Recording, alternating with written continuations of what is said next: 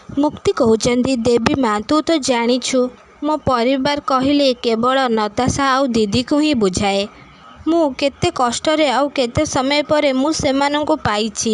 ମୁଁ ଯଦି ନତାଶାକୁ ଏବେ ଦଣ୍ଡ ଦିଏ ତାହେଲେ ମା'ଙ୍କ ଆତ୍ମାକୁ କେବେ ବି ଶାନ୍ତି ମିଳିବନି ଆଉ ସେ କେବେ ବି ଖୁସିରେ ରହିବେନି। ଆଉ ମୁଁ କେବେ ବି ମୋ ନିଜକୁ କ୍ଷମା କରିପାରିବିନି। ମା' ସବୁବେଳେ ଚାହୁଁଥିଲେ କି ଆମେ ତିନି ଭଉଣୀକୁ ଏକାଠି ଦେଖିବେ ଆଉ ମୁଁ ତାଙ୍କ କଥା ନିଶ୍ଚିତ ଭାବରେ ରଖିବି। ମା' ତମେ ମୋତେ ଏତିକି ଶକ୍ତି ଦିଅ, ନତାଶାର ସବୁ ରାଗ ଅଭିମାନକୁ ମୁଁ ଦୂର କରିପାରିବି। ସିଏ ତା'ର ସବୁ ରାଗ ଅଭିମାନକୁ ଭୁଲିଯାଇ ମୋତେ ଆପଣେଇ ନେବ ଆଉ ଆମେ ତିନି ଭଉଣୀ ଏକାଠି ରହିବୁ। ମୁଁ ଜାଣିଛି ଏସବୁରେ ଆଦି ବହୁତ କଷ୍ଟ ପାଇଛନ୍ତି, ହେଲେ ମୋତେ ଏବେ ଆଦିଙ୍କୁ ବୁଝେଇବାକୁ ପଡ଼ିବ। ସେଇ ଟାଇମ୍ରେ ନତାଶାଙ୍କୁ ଶାଲିନୀ କହୁଛନ୍ତି, ଭଲ ହେଲା ନତାଶା ତମେ ଏ ଘରେ ରହିଗଲ। ନତାଶା ତମେ ଗୋଟେ ସତରେ ବଡ଼ ବୋକିଟା। ସେ ମୁକ୍ତି ତମକୁ ଏ ଘରେ ରହିବାକୁ ସୁଯୋଗ ଦେଉଛି, ହେଲେ ତମେ ତା ଉପରେ ରାଗୁଛ। ସେଇ ଟାଇମ୍ରେ ନତାଶା ଶାଲିନୀକୁ କହୁଛନ୍ତି, ଶାଟ୍ ଅପ୍ ଶାଲିନୀ, ମୁଁ କେଉଁଟା କରିବି କି ନ କରିବି ସେଥିପାଇଁ ତମେ ମୋତେ ଆଡ଼ଭାଇସ୍ ଦେବା କିଛି ବି ଦରକାର ନାହିଁ। ଆଉ ସେ ମୁକ୍ତି କ'ଣ ମୁଁ ଭଲ ଭାବରେ ଜାଣିଛି। ସେ ମୁକ୍ତି ହଉ କି ଅଦର ପର୍ସନ୍ ଯିଏ ବି ହଉ, କାହା ଦୟାରେ ମୁଁ ଏଠି ବଞ୍ଚିକି ରହିବାକୁ ଚାହୁଁନି। ସେଇ ଟାଇମ୍ରେ ଶାଲିନୀ ନତାଶାକୁ କହୁଛନ୍ତି, ଆଚ୍ଛା ଯଦି ତମେ କାହା ଦୟାରେ ଏଠି ରହିବାକୁ ଚାହୁଁନ ତାହେଲେ ତମେ ଏ ଘରେ କେଉଁ ଅଧିକାରରେ ରହୁଛ?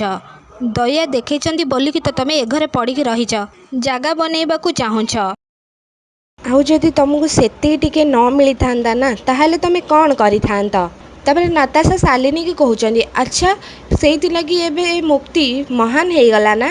ତାପରେ ଶାଲିନୀ ନତାଶାକୁ କହୁଛନ୍ତି, ନତାଶା ମଣିଷର ରାଗ ହିଁ ତା'ର ହାରିବା ହେଇଥାଏ ଆଉ ଅହଙ୍କାର ତା'ର ସର୍ବନାଶ କରିଥାଏ। ଆଉ ଯଦି ତମେ ବୁଦ୍ଧି ବିଚାରି କାମ କରିବ ତାହେଲେ ଆଦି ବି ତମ ପାଖରେ ରହିବେ, ବୁଝିଲ? ନହେଲେ ସବୁଦିନ ପାଇଁ ଆଦିକୁ ବି ତମେ ହରେଇ ବସିବ। ବୁଝିପାରିଲ? ଆସିଲା ମୋତେ ନାଲି ଆଖି ଦେଖେଇବା ପାଇଁ। ଏମିତି ଶାଲିନୀ କହିକି ନତାଶାଙ୍କୁ ମୁହଁ ମୋଡ଼ିକି ସେ ଜାଗାରୁ ଚାଲି ଯାଉଛନ୍ତି। ସେଇ ଟାଇମ୍ରେ ରାଗିଣୀ ନତାଶାଙ୍କ କତିକି ଫୋନ୍ କରୁଛନ୍ତି ଆଉ ରାଗିଣୀ ନତାଶାକୁ କହୁଛନ୍ତି, କେମିତି ଅଛୁ ଡୋଡୋ? ତାପରେ ନତାଶା କହୁଛନ୍ତି, ମୁଁ ଠିକ୍ ଅଛି, ତୁ କହ କେମିତି ଅଛୁ? ଆଚ୍ଛା ଶୁଣ, ମାହିର ଏଥର ପ୍ରଥମ ସାବିତ୍ରୀ, ମୁଁ ତା କତିକି ସବୁ ସାବିତ୍ରୀ ଭାର ପଠେଇ ଦେଇଛି।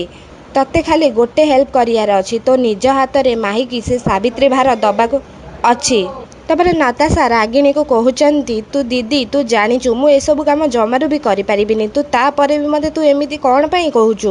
ସେଇ ଟାଇମ୍ରେ ରାଗିଣୀ କହୁଛନ୍ତି, କାହିଁକି ନା ଏ ସବୁ କିଛି ଝିଅର ବାପ ଘରୁ ଯାଏ, ତାପରେ ସେଠି ତୁ ଅଛୁ, ତା ଭଉଣୀ ସେଠି ଅଛି, ତେଣୁ ତତେ ତାକୁ ଏସବୁ ଦେବାକୁ ପଡ଼ିବ। ଶୁଣ ଡୋଡୋ, କାଲି ଯେମିତି ମାହି ଆମ ଘର ଜିନିଷରେ ପୂଜା କରିବା ଦରକାର। ଏମିତି କହିକି ରାଗିଣୀ ନତାଶାଙ୍କ ଫୋନ୍କୁ କାଟି ଦେଉଛନ୍ତି। ସେଇ ଟାଇମ୍ରେ ନତାଶା କହୁଛନ୍ତି, ଦିଦି ମୁଁ କେମିତି ମୋ ନିଜ ହାତରେ ମୋ ସଉତୁଣୀକୁ ମୁଁ ପୂଜା ପାଇଁ ଜିନିଷ ସବୁ ଦେଇପାରିବି, ପୁଣି ମୋ ଏଡିଙ୍କ ପାଇଁ, ମୋ ଏଡିଙ୍କ ଦୀର୍ଘ ଆୟୁଷ ପାଇଁ କେମିତି ମୁଁ ଏମିତି କରିପାରିବି? ତାପରେ ସେଇ ଟାଇମ୍ରେ ଆଦି ତାଙ୍କ ରୁମ୍କୁ ଯାଇକି ଭାବୁଛନ୍ତି ଆଉ କହୁଛନ୍ତି ବି, କ'ଣ କହିଲେ ସିଏ? ମୁଁ ତାଙ୍କ ଲାଇଫ୍ରେ କିଛି ବି ଇମ୍ପୋର୍ଟାଣ୍ଟ ନୁହଁ, ଠିକ୍ ଅଛି। ସିଏ ବି ମୋ ଲାଇଫ୍ରେ ରହିବା କିଛି ବି ଦରକାର ନାହିଁ। ସିଏ ବି ମୋ ପାଇଁ କୌଣସି ଇମ୍ପୋର୍ଟାଣ୍ଟ ନୁହନ୍ତି। ତାଙ୍କର କିଛି ବି କଥା ଇନଫ୍ୟାକ୍ଟ ମୋ ଉପରେ ପକାଏନି ଆଉ ସେଥିପାଇଁ। ତାପରେ ସେଇ ଟାଇମ୍ରେ ଆଦି ଏମିତି କହିଲା ବେଳେ ମୁକ୍ତି ସେ ଜାଗାରେ ଆସିକି ପହଞ୍ଚି ଯାଉଛନ୍ତି ଆଉ ମୁକ୍ତି ମନେ ମନେ ଭାବୁଛନ୍ତି, ଆଦି ତ ମୋ ଉପରେ ବହୁତ ଜୋର ରାଗିଛନ୍ତି। ଏ ଦୁଷ୍ଟ ଦାନବକୁ ମୁଁ କେମିତି ମନେଇବି? ଏ ଦୁଷ୍ଟ ଦାନବ ଆଉ ଏ ଘମଣ୍ଡିକୁ ମୋତେ ଯେମିତି ହେଲେ ବି ବୁଝେଇବାକୁ ପଡ଼ିବ, ନହେଲେ ସେ କାଲି ସକାଳେ ଏ ଝଗଡ଼ା ନ ଠିକ୍ ହେଇଥିଲେ ଜେଜେମା ପୁଣି ଆଉ ଥରେ ରାଗିଯିବେ ଆଉ ମୋତେ ବହୁତ ଗାଳି କରିବେ। ସେଇ ଟାଇମ୍ରେ ମୁକ୍ତି ଆଦିଙ୍କୁ ବୁଝଉଛନ୍ତି ଆଉ ମନେଇବାକୁ ବି ବହୁତ ଚେଷ୍ଟା କରୁଛନ୍ତି, କିନ୍ତୁ ଆଦି ମୁକ୍ତିଙ୍କ କଥା ଜମାରୁ ବି ଶୁଣୁନାହାନ୍ତି।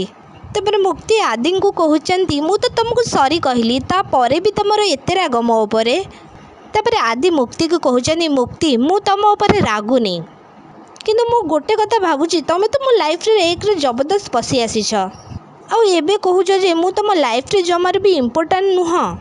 ଶୁଣ ମୁକ୍ତି, ଗୋଟେ କାନ ଖୋଲିକି ଶୁଣି ରଖ, ମୋ ଲାଇଫ୍ରେ କେବଳ ଜଣେ ହିଁ ଇମ୍ପୋର୍ଟାଣ୍ଟ, ସେ ହଉଛ ତମେ। ଏଇ ଯେଉଁ ତମେ ପାଗଳାମି ସବୁ କରୁନ ସେସବୁ ତମେ ବନ୍ଦ କରିଦିଅ, ମୋତେ ଏସବୁ ଇରିଟେଟିଂ ଲାଗୁଛି। ତାପରେ ଖୁସି ରେ ସମସ୍ତେ ସାବିତ୍ରୀ ଓଷା କରିବେ ବୋଲିକି ପୂଜା ଜିନିଷ ସବୁ ସଜଡ଼ି କରୁଛନ୍ତି। ସେଇ ଟାଇମ୍ରେ ଜେଜେବାପା ବିକ୍ରାନ୍ତକୁ କହୁଛନ୍ତି, ବୁଝିଲି ରେ ବାବା ବିକୁ, ଦେବୀ ମା' ପୁରୁଷମାନଙ୍କ କଥା ବହୁତ ଧ୍ୟାନ ରଖିଛନ୍ତି।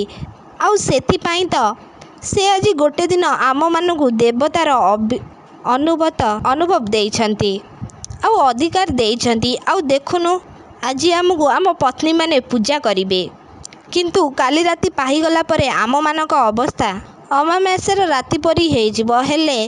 ହେଲେ ଆଜି ଆମମାନଙ୍କ ପତ୍ନୀକୁ ଆମମାନଙ୍କୁ ହ୍ୟାଣ୍ଡେଲ୍ କରିବାକୁ ପଡ଼ିବ। ଆଉ ତାଙ୍କ ଚାବିକାଠି ହେଉଛି ଆମ ହାତରେ। ସେଇ ଟାଇମ୍ରେ ଜେଜେମା ସେଇ ଜାଗାରେ ପହଞ୍ଚି ଯାଉଛନ୍ତି। ଆଉ ଜେଜେମା ଜେଜେବାପାଙ୍କୁ କହୁଛନ୍ତି, କ'ଣ କହିଲ ତମେ ଛତୁଆ? ତମେ ଆଜି ମୋତେ ହ୍ୟାଣ୍ଡେଲ୍ କରିବ? ମୋ ଉପରେ ଆଜି ହୁକୁମ ଚଲେଇବ? ତମର ଏତେ ସାହସ? ସେଇ ଟାଇମ୍ରେ ଜେଜେବାପା ଜେଜେମାଙ୍କୁ କହୁଛନ୍ତି, ଆରେ ଲାଲି, ତମେ ଏତେ ରାଗୁଛ କ'ଣ ପାଇଁ? ମୁଁ ତମକୁ ସେମିତି କିଛି ବି କହିନି, ମୋତେ କ୍ଷମା କରିଦିଅ ଲାଲି। ସେଇ ଟାଇମ୍ରେ ରାଗିଣୀ ଯେଉଁ ଲୋକମାନଙ୍କୁ ମୁକ୍ତିଙ୍କ ପାଇଁ ଆଉ ମୁକ୍ତିଙ୍କ ଶାଶୁଘରକୁ ଭାର ପଠାଇଥିଲେ, ସେ ଲୋକମାନେ ସାବିତ୍ରୀ ଭାର ମୁକ୍ତିଙ୍କ ପାଇଁ ନେଇକି ଆସିଛନ୍ତି। ସେଇ ଟାଇମ୍ରେ ଜେଜେମା କହୁଛନ୍ତି, ତମେ ସବୁ କିଏ? ଏସବୁ କ'ଣ? ତାପରେ ସେ ଲୋକ ଜଣେ କହୁଛନ୍ତି, ନାତାଶା ମ୍ୟାଡ଼ାମ୍ କେଉଁଠି ଅଛନ୍ତି? ଏସବୁ ଭାର ଆମକୁ ମୁକ୍ତି ମ୍ୟାଡ଼ାମ୍କୁ ଦେବାକୁ ରାଗିଣୀ ମ୍ୟାଡ଼ାମ୍ ଆମମାନଙ୍କୁ ପଠାଇଛନ୍ତି।